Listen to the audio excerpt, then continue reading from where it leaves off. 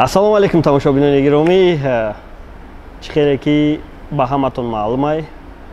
як чанд муддат шид ягон видео накардесем ва сабаби асосиш и якум офис надоштанай,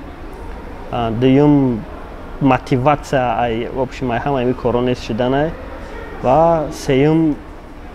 фикр мекунем вақти мо ҳам буд шидестай ва ягон айпай зиндагӣ шидан дар корай.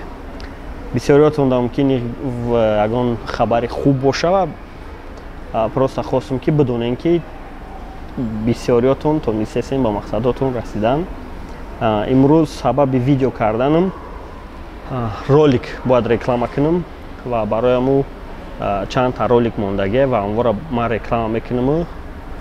Бо видео мекунем дар бораи последни хабарҳои репи тоҷикӣ суҳбат мекунем. Мигратсионкатон буд шидагия ё ки як соли охир дар Россияен ва бояд сарҳад бигзарен. Ай ҳама дар роҳи осон ва арзон и аз хизматрасониҳои Муҳаммад истифода бурданай. Муҳаммад шуморо айҷотон меояд мегира ва сарҳада бе ягон проблема мегзарона ва обратно меоратон. Барояму айноми репортал гап занем 500 рубл скидкаш гарантияш қатия. Репи тоҷикида баъди батли Марио Навик почти ягон гапи серьёзӣ нашида ғайри муроҷиати Сунат Шарипов да мухлисош оиди батли Шон Райдер ки уҷа Сунат мега ки ма чхел нишон дод казан рафт жостки диски сухтагира гирифт бурд ва уҷада қимати баъд гуфтан барои васанавид кардан ва гуфт ки кадоме ки амро битона васанавид карда мефурӯшаш. Ма Сунат Шариф да пешниҳод карда будам, ӯ сумера ма пешниҳод карда будам. Сунат Шарипов да ӯ сум ҳичи ай ӯ расходи кардагиай даже 10% нест. Барояму ма дига барои чи хуш нашидам, барои ки ӯ сумера ки бояд реально бигира ӯ сумда ҳозираш да мо тайёр нестем доданда, лек барои васанавид карданаш ма тайёрам. Ма Сунат хати гап задам ва да уҷа Суната гуфтам ки ман метавонам ҳамун компютере ки копировать шидагиай ва баъд дар жостки диск копировать шидагиай компютери али ки ин душанбеай ман метавонам ҳамонро бирам васанавид кунам. Агар Сунат иҷозат бита тамом мерам васанавидш мекунам дар аси алик метамаш. Хеба ки ягон кас агар кадоми ҳамин батла хариданияй марҳамат кунен, Сунада муроҷиат кунен, батла мефурӯша. Бароям пешаи батла харидан аввал хушту фикр кунен кия реклама мекунен. Барое ки просмотри хуб мегира. Чӣ хеле ки батри нави ки Марио нишон дод, бениҳоят просмотри девона мегира. Як видеода қатъи Марио мо маслиҳат карда будем оиди бародарое ки карта надоранд ва ака гӯш кунед. Ҳамватонои азиз, Тинкофф барои шаҳрвандои СНГ шартҳои манфиатнок пешниҳод дорад ки тоҷикои худмондам ин шартҳо дахл дорад. Интиқоли фавриро то 20 000 сомонӣ дар як моҳ бе комиссия анҷом додан мумкин аст. Дар худи приложения бе рафтан ба бонк метавонед бо тавассути рақами телефон ба Арманистон, Қирғизистон, Узбекистон ва Тоҷикистон маблағ равон кунед. Дар приложения Тинкофф шумо метавонед бинед ки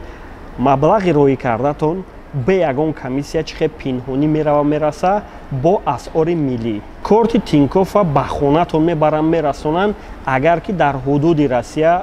шумо ҳузур дошта бошед. Бо як кори зур дорад ки шумо дар хонагиётон карта метен ва ҳаматон як шота истифода бурдан мегиред. Ай банкоматҳои Тинкофф то 500 000 рублия мешавад бе комиссия снимат кунӣ ва ай дигар банкоматҳо бе комиссия 100 000 рубл снимат карда мешавад. Приложенияи Тинкофф қатъӣ мешавад ай хона набаромада суми свет, налог ва дигар чизҳои лозиматона супоред. Силкаи поёни видео буда қатъӣ бидро картаи Тинкофф Блэка заказ кун ва дастгирии шту ба мо мерасад.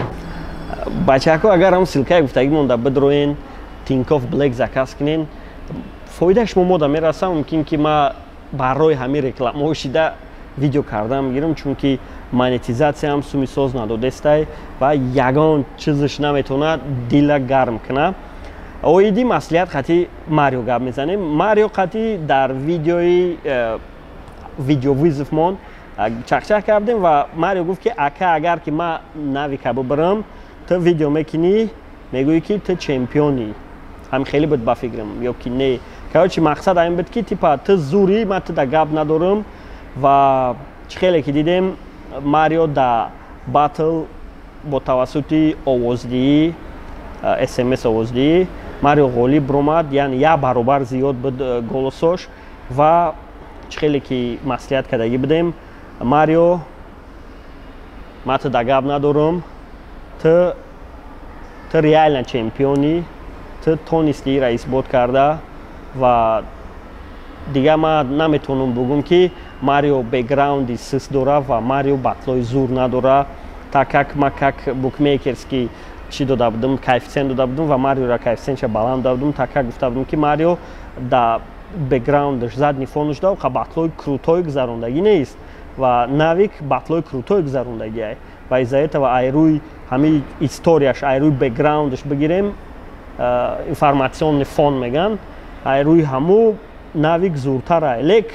خیلی که ماریو اثبات کرد بک‌گراند او قرالی کلام بازی نمیکرده فقط خواهش و خواهشی ماریو زیادتر بده ای ناویک ده و ماریو چمپیون شد یعنی این باتلی که همین سال شد بین ماریو و ناویک ایرا میتونیم باتلری سالی 2022 اعلام کنیم و ماریو باتلری سال 2022 شد так как دلیل شو باتل که اگه قطعی میبینه که این خیلی گرم گذشتگی نیست میگن ما باتلی دلیل شو امبیره تماشا کردگیم نه که باتلی ماریو و ناویک تماشا نکردگیم و خیلی که ای شو میخوای آدمو میبینی و قویل میشه که باتلی سال 2022 ماریو میشه ولی اگه وقت اگر که زورمون برسه و دستمون برسه چی میکنیم چی میگن قرعه کشی بود چی بود هم خیلی میکنیم جایزه سپاری میکنیم و در همونجا ماریو را همین چیز را میتیم همین تیتولی باتلری سال 2022 و این همی بود برادرو برنامه امروزه ما اویدی وضعیت رپ تاجیک در یک ماهی گذشته خیلی که گلاسوانی باتلی ماریو و ناویک نشان داد یگان چی نیست و این چیز میتونه دیلی سپانسرها را کم ترزیق کنه برای چی؟ برای که همی سپانسر بخا به نهایت سومی کلون رسخود کرده به نهایت و 1000 تا گل شد общая همش максимум 1000 تا شد 1000 تا ختم پریسایت کنین 20 روبلی میمونه شما خواهیم نه 20 максимум 20000 روبل کار میکنه максимум ами SMS голосования که بخا 20 یا 15000 روبل کار میکنه و این چیز برای او را هیچی نمیشه و اگر که بگین که وای سوم کار کرد ای голосования نه اسکندر تریدر هر روز در تلگرام شما را تا $200 کار کردن یاد میده و کدومی که через ссылка ما медроя подписаться میکنه و در کامنتارش مینویسه که ما رپورتال اومدیم 100 сомон در прямой эфир меташ برای هر روز خطیش $200 کار کردن مرحمت کنین در تلگرامش подписаться کنین و прямой эфирش در چیزی میگه همواره اجرا کنین голосование را که تشکیل کردم بچه‌ها باید همتون اشتراک کنین اگر بخواین که رپ دستگیری کنین اگر که رپ دستگیری کردین نباشین خیر در کامنتاری‌های بخانه نویسین که این خطیمون و که اون خطیمون آره باتل تشکیل کردن به نهایت رصد کلون داره بخا 500,000 روبل رصد کرده